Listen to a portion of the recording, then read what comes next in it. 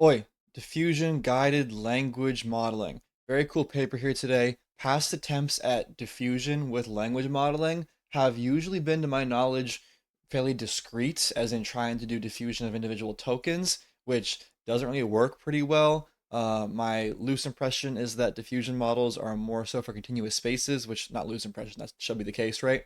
And that any types of discrete attempts are kind of hacky. This one's pretty clever in the sense that it gets the diffusion model to work in the continuous sentence space, sentence embeddings, and then has an actual separate autoregressive decoder, aka traditional GPT, do its job while being able to cross attend to the output of the diffusion model. So very clever stuff here. I think there's a lot of potential. I don't think it's the final form of this idea at all, but I do think it's very, very cool for any kind of conditional generation and more importantly for kind of allowing a little bit of future sight, a little bit of breaking of causality for the autoregressive decoder and getting it to be able to plan out its thoughts ahead of time. The diffusion model here effectively acts as the planner out of the rough idea of what it wants to say over the next few paragraphs or whatever it is, right? So cool stuff. I suppose let's get to it. Before we start, remember to like, subscribe, comment, share, all the YouTube things. Join the Discord server, follow on Twitter, connect on LinkedIn, support me either through Patreon or YouTube. For as low as $1 per month, you can get early access to my videos, or for a one-time payment, hit my Venmo. And if you'd like to borrow my brain for an hour or two, book a consultation call. All links are over on my Linktree. Let's get started. Disclaimer. So diffusion models are this idea that have had these interesting use cases, such as more controllable generation, or for example, infilling, or just not being autoregressive, but they really just not perform very well. Perplexity values have not been great compared to actual traditional autoregressive next token predictor models. So in this paper, something different is going to happen. Instead of trying to directly diffuse, they develop a new technique called diffusion guided language modeling. Emphasis on guided. Given some text prefix, aka your prompt, just anything that's being input, a diffusion network will generate continuous semantic proposals of language continuations. So continuous meaning we're doing just like vector representations, right? And proposals meaning it's not the actual final end product, it is just a in between rough proposal idea for what should be said. These proposals act as soft prompts and guide a fluent autoregressive model to generate language aligned with the proposal. Soft prompt meaning it is an input to the actual autoregressive model and it does affect the output, but it is not your direct actual prompt that you put in, right? It's based off of that direct actual prompt. The autoregressive model, aka regular next token prediction in ChatGPT, right, is fluent, meaning it is actually standalone, capable of functioning on its own, but the soft prompts guide it, aka we're going to be doing cross attention onto the soft prompts. So during the actual pre-training process, we take that language decoder, the regular autoregressive ChatGPT, and we condition it on embedded representations of the ground truth continuation. So usually, when training a language model, you cannot show it the actual answers, the future tokens, when it's trying to generate the future tokens, because that would break causality. Reason being, during inference, we do not have access to the future tokens. We are trying to get it to generate them. So it's this chicken egg problem, sort of, kind of. It makes no sense in regular ChatGPT, GPT decoder, the way those function, to say, oh, let's give it the answer and then have it write us the answer, because we don't have the answer, right? But during training here, we actually are letting our GPT, our decoder in this case, condition, aka cross attend, to effectively the answer, which normally would make no sense and would break everything. But when I say the answer, I mean those conditional proposals, those diffusion generated proposals that the actual diffusion model creates. So during training, we're teaching the decoder that the semantic proposals contain valuable information, although don't we're going to also tell it to not rely on them too heavily, right? Then during inference time, the diffusion model generates the actual proposal using as input the prompt, the prefix, right? So it takes in your prompt, outputs a rough idea of what it thinks the model should say, the actual GPT part of the model, right? And then the autoregressive GPT decoder gets to attend to what the diffusion model created. Finally, they add on a simple linear classifier, aka just a very simple little regression type setup on the end that they can then use to manipulate the diffusion model's prefix, the diffusion model's generation that will then manipulate the actual autoregressive token. So I say manipulate, what I mean is we can look at specific desired attributes, maybe how formal the message is, friendliness, stuff like that. All we need to do is create a simple linear regression classifier that measures those attributes, and then we can run it in reverse to force the generation from the diffusion model to have more or less of those desired attributes. Now, personally, in terms of my interest today, I care more about the ability of this model to be sort of kind of non-causal in the way that it trains, given this whole separate diffusion model and next token predictor model dynamic. But they do focus quite a lot here on the idea of conditional generation, this little regression model on the ends, little linear classifier. So we are going to discuss that as well. Personally, though, the thing I'm curious about, interested in, is just the diffusion guiding, not so much the actual extra attribute sentiment guiding. Now, if we wanted to do something like this attribute guiding during training of a regular GPT, the problem would be that it would require so much annotated data. For every single piece of internet data that you train a ChatGPT on, what you would have to do is you'd have to label all of them in terms of how friendly they are, how formal they are, how toxic they are, etc., etc. That would be a nightmare, right? However, thanks to the structure of diffusion models and the whole probability kind of setup they can actually do some fancy manipulations with Bayes' rule to decompose that idea of conditioning on attributes, that conditional score, and rearrange it in terms of math. So just like in an image diffusion model, when you create an image using as input for one thing noise and another thing an actual text input, right? Your prompt to your diffusion model. In this case, our diffusion model will generate its semantic proposal using noise, and as its text prompt, the prefix, aka the actual natural language prompt that you want to continue in your language generation, and finally, a much simpler, easier to chain linear regression of those attributes, right? So what we can actually do is for the whole conditional piece, the conditional on attributes piece, we can train a lightweight classifier, as in not do the entire freaking whole data set labeling, but do a much smaller data set and label that and train that classifier over some clean, simple, probably easy to find on the internet data to guide our diffusion model, thereby circumventing the whole issue of we don't want to have to label every single piece of internet data ever, the entire pre-training corpus. We can just do a tiny little subset, and as long as it's in the same representation space, we should be fine. So how does this all actually work into the nuts and bolts, right? Well, they use a model called Sentence T5, which is pretty old, it seems, 2022. Not that old, but like nowadays, that's old, which is a sentence encoder. I believe means similar to BERT type setups. And what we do then is we learn our diffusion model in its latent space, meaning instead of having a diffusion model generate images, for example, we have it generate the sentence embeddings from our sentence encoder.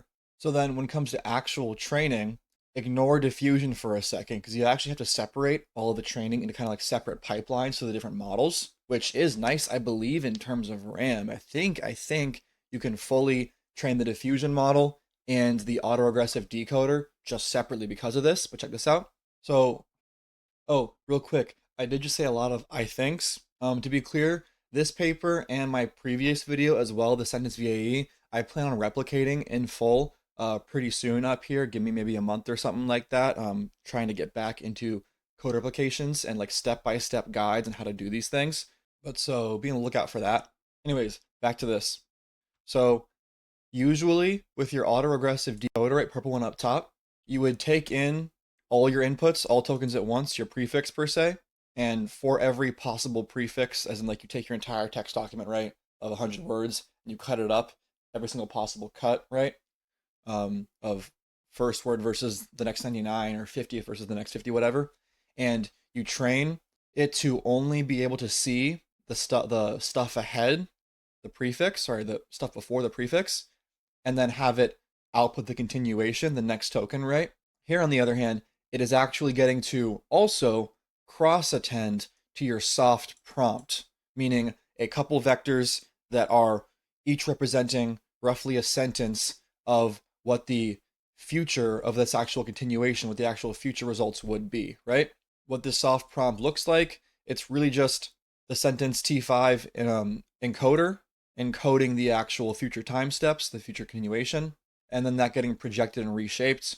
And then we, of course, have to have the diffusion model taking that as inputs and learning to generate it, although reverse generation, but whatever, turning it into diffusion, into noise.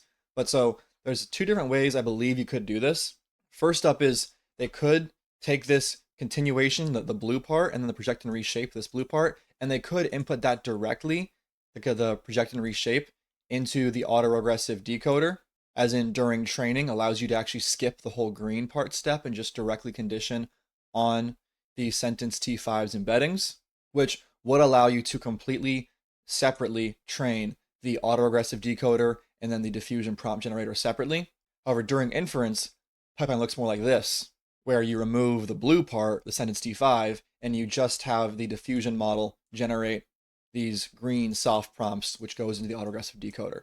And then in terms of training, you could train them separately. You could train the diffusion model separately to create said soft prompt and the autoregressive model separately to just train off of the sentence T5 embeddings. However, what's probably more efficient, and I believe they actually are doing here, is piping it all together in a pipeline like this so that they can have the gradients propagate back all the way from the autoregressive decoder's loss back to the diffusion model and into sentence T5. It just depends on what you want to do. Doing all of that all together would probably be a bit too much in my book in terms of instability and things, and there might be a risk of acausality. I'm not sure yet. We may find it later in the paper. I can't tell which one they did quite yet, but hopefully we will read that somewhere in here soon. Looks like sentence T5 encodes the continuation, aka when you split your text into two pieces, right? The second part, the future part, into a single 768 dimensional vector, and then the prompt generator piece linearly projects the embedding, that 768 dimensional embedding, to four times its size, and then splits it, just a splice, and then a rearrange the dimensions into 8 feature vectors. Meaning you now have, instead of trying to cross attend to one single feature vector, you're crossing into eight feature vectors. So I was confused up here. This is not the diffusion model, the green, my bad. This is in fact the training stage for just the autoregressive decoder model. This prompt generator is very, very simple. It's literally just like 2 commands in PyTorch.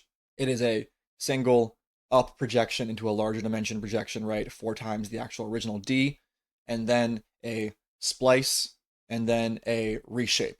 And that gets you your 8 vectors of your soft prompt, right?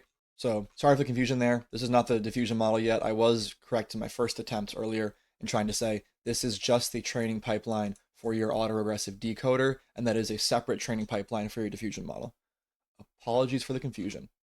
And it looks like with these k equals 8 feature vectors, when we have them split up like that, it actually does further refine them using a small transformer, which is interesting. It's definitely not the most efficient thing you could do in terms of just like keeping your model small and everything, but I do totally believe it greatly improves the quality when you have each one of these effectively separate representations. It's probably, well, because it would allow that transformer, the tiny one, to do some organization and split up into different concepts and things to make it easier to then cross-attend to. However, personally, efficiency's sake, I would be curious to see if you even need that small transformer in there, that 1-2 layer transformer. So the diffusion model itself has to train to be able to predict what this soft prompt is going to look like, right? And while diffusion models are pretty good at getting high quality proposals, it's pretty difficult to actually match the quality of the ground truth embeddings used during pre-training. So to make sure the autoregressive decoder doesn't completely fall apart by like once it gets out of distribution with this diffusion model generations, they incorporate some Gaussian noise augmentation, meaning that on either the actual soft prompt or the project and reshape, whichever one they choose, I'm not quite sure, they just add some Gaussian noise in there in the actual training process of the autoregressive decoder to simulate the more random states of what the diffusion model will be giving it during actual inference. So it does look like the prompt generator receives a latent sampled from the forward diffusion process, meaning that the actual part the diffusion model will be creating is not the direct soft prompt. It is the same embedding space outputted by sentence T5 likely before the project and reshape. So sentence T5, 768 dimensional vector, that is what we will be diffusing. We also condition the prompt generator on the level of noise. The noise level dynamically adjusts the influence of the proposal embedding on the autoregressive decoder's output. At low noise levels, the decoder relies heavily on the proposal embedding, while at high noise levels, the decoder falls back to standard autoregressive generation. So they said that they actually condition on level of noise here. It's not clear to me how they do that. My guess would be that at the kind of cross attention area, asterisk there, they're using regular attention, but like a mask and like it's doing weird, but whatever. At the kind of cross attention area, my guess would be that the more randomness there is, that they actually somehow weight down its effect in its actual residual stream incoming vector would be my guess. Not quite sure there. I do need to get to replicating this paper instead of actually just hypothesizing, but whatever. During generation, actual inference, they set that standard deviation, that randomness, to 0.05 by default. Here they get into the math of the diffusion process. If you're used to diffusion already, especially if you've used to doing image modeling diffusion where they actually work in a latent space as opposed to on the direct images, this should all look pretty familiar. And they do in fact employ a entirely separate transformer model for the diffusion network. So you actually have three transformers here, one being the autoregressive decoder, another being the prompt generator, last being the diffusion model. Prompt generator is a very small transformer model, and then the autoregressive decoder and the diffusion model are going to be probably the larger ones. I would guess autoregressive decoder being the largest. Can't be confident in that though. So here is our actual diffusion networks architecture. So you split the text into a prefix and continuation. This is another difficult part of this method, is that you actually have to determine what's the prefix, what's the continuation. Whereas in regular LLMs, autoregressively, right, every single combination of first n, like if you have a sequence of length n, then your first t tokens and then your t plus 1 through n token, like every single combination of t is your prefix continuation. It actually does every single possible splitting of the sequence for every single possible prefix continuation there is. Diffusion models, on the other hand, just computationally wise, it does seem like you actually have to choose prefix versus continuation here, which is one of the big issues I have with diffusion generation. It seems to me like rather than one time using the diffusion model for and like having to designate your actual prefix, which is, don't get me wrong, it's easy enough for a prompt kind of thing, but for actual regular just world modeling generation, it doesn't seem quite ideal. What they do is they take the prefix half of the input sequence of text, embed it with sentence T5, get a prefix embedding, then the continuation, the future half of the sequence of text, embed it with sentence T5, get a continuation embedding, right? And then our diffusion transformer attempts to turn the distribution of the former into the distribution of the latter, in the same way that a image diffusion transformer attempts to turn the distribution of an image into randomness, and we can then reverse that process later. Remember earlier, they also have this extra super simple little classifier that is meant to adjust the actual attributes of the text, like change toxicity or friendliness or whatever. And to add that in here to the actual score network of the diffusion model, it's just adjusted with a hyperparameter W, which conditions or changes the actual amount of conditioning on that little linear regression piece. All they had to do for that little attribute conditioner is train a simple linear classifier on the actual sentence T5 latent space. So they got some amount of input data of text that was already labeled as how friendly it was or how toxic it was or whatever, and input all that text into the sentence T5 latent space, or into the sentence T5, and got out its latent space vector, and then did a regression from that latent space vector to the actual labels in said data set of how toxic, friendly, whatever. Now, they compare against GPT-2 in this paper. It was not clear to me how fair the comparison was. For one thing, you're doing two separate model training pipelines. I'm still not sure about that, but I think so. And there's like now three separate transformers, the decoder and the diffusion and the prompt generator, right? The soft prompt generator. It's just a whole big nightmare in terms of how to actually compare this thing. Furthermore, it seems to me like they add on extra steps that might make it even more difficult. Like, for example, they actually do some extra filtering of the data set that if they were using a raw GPT for comparison, um, would mean that they have a higher quality data set, it seems. So I mean, don't get me wrong, every single paper ever, grain of salt, obviously, with their results and comparison baselines and stuff. It was not clear to me that they went out of their way to do a full perfect isoflop, or RAM taken up comparison for any of this stuff is my problem. But we do in fact see largely improved results compared to GPT-2 large. You can look here at the actual prefix guiding and see how the results change as you do more and more guiding by the actual soft prompt diffusion generator thing.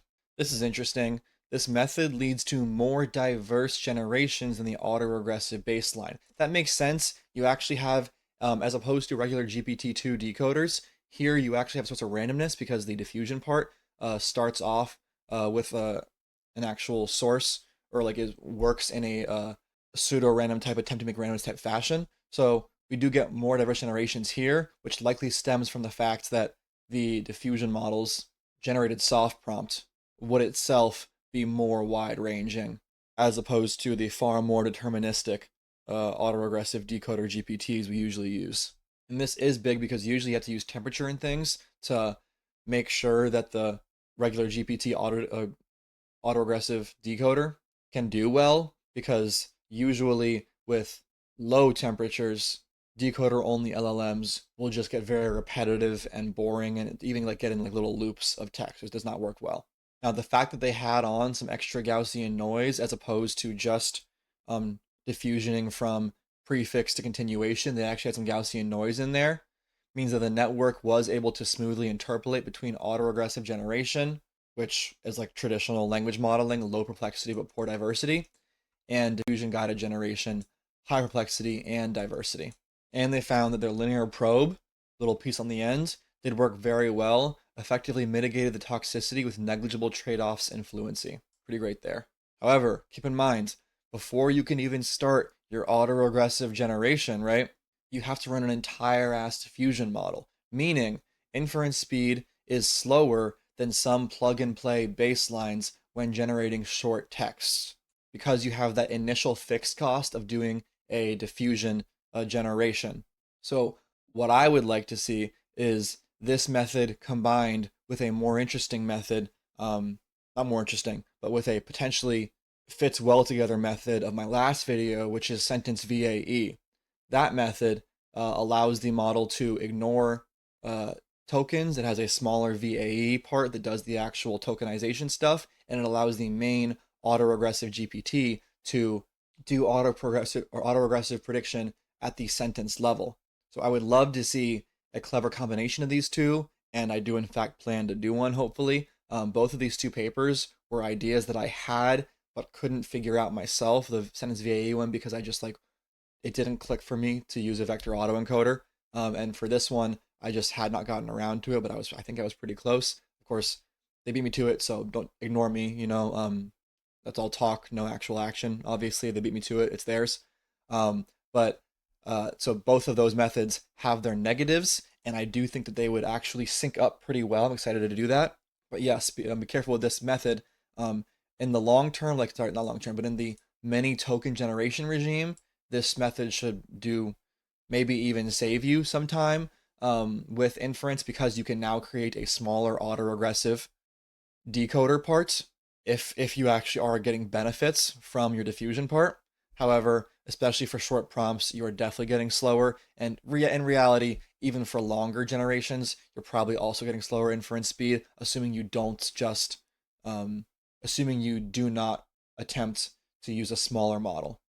Don't leave yet. If you got this far, you're going to love this video or this playlist. Don't forget to like, subscribe, comment, hit the bell, all the YouTube things. Join the Discord server, follow on Twitter, connect on LinkedIn, and consider supporting me monthly either through Patreon or by hitting that YouTube join button down below. For as low as $1 per month, you can get early access to my videos. Or if you're a one-time payment kind of person, hit up my Venmo. And if you want to borrow my brain for a bit, consider booking a paid consultation video call. All of those links are over in my link tree And yeah, end of video.